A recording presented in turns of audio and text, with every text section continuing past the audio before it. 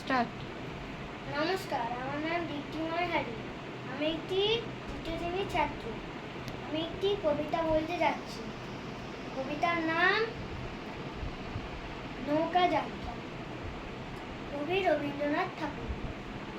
মধুমাঝির ওই যে নৌকাখানা বাঁধা আছে রাজগঞ্জের ঘাটে, কারোর কোনো কাজে লাগছে না তো, বোঝাই করা আছে কেবল পাতে। আমায় যদি দেয় তারা নৌকাটি, আমি যাবো একশোটা দাঁড়াতে। পাল তুলে দিই 4টে 5টা 6টা, মিথ্যে ঘুরে বেড়াই না কো হাতে। আমি কেবল যাব একটিবার 7 সমুদ্র 13 নদীর পার। তখন তুমি কেঁদো না মা, যেন বসে বসে একলা ঘরের কোণে।